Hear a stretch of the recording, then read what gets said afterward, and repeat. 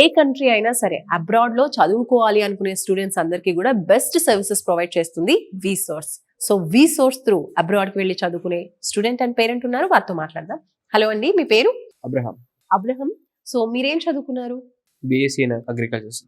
Agriculture. Okay, ఎక్కడి నుంచి వస్తున్నారు? దమ్మాయి కూడా ఇక్కడ లోకల్ మాది Hyderabad ECR. So first of all విసోర్స్ గురించి ఎలా తెలిసింది?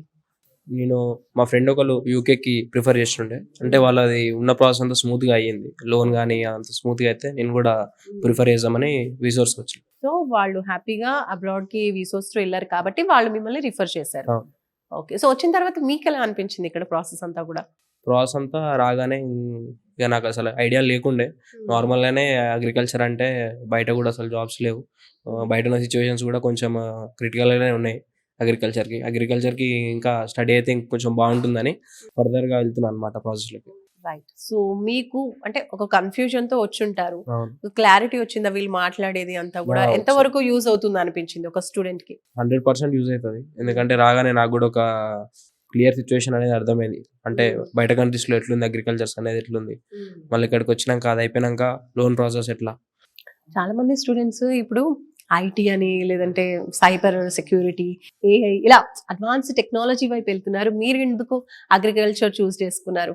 అగ్రికల్చర్స్ కి ఆన్ ఫీల్డ్ ఉండి చేసుకోవాలి, దానికి కూడా సపరేట్ బిజినెస్ మేనేజ్మెంట్ ఉంటుంది. అందులో కూడా అగ్రికల్చర్ కూడా చాలా వరకు బ్రాంచెస్ ఉంటాయి.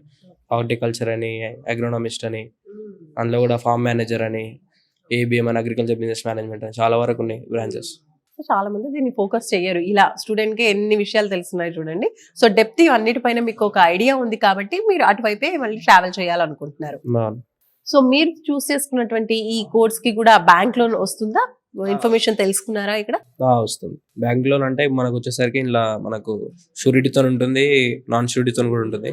సో ఆ ప్రాసెస్ ఏమైనా స్టార్ట్ అయిందా? ఇన్ఫర్మేషన్ ఏమైనా చెప్పారా దాని గురించి? అంటే మాకు ఇప్పుడే ఇన్ఫర్మేషన్ అనేది వచ్చింది అనమాట దాని గురించి, బ్యాంక్ లోన్ గురించి ఎలా ఉంటుంది, ఏంది ప్రాసెస్, ఏంటి, ఎంత ఇంట్రెస్ట్, బేసిక్ గానే మనకి. మీరు కూడా బ్యాంక్ లోన్ త్రూ వెళ్ళాలనుకుంటున్నారు అబ్రాడ్ కి.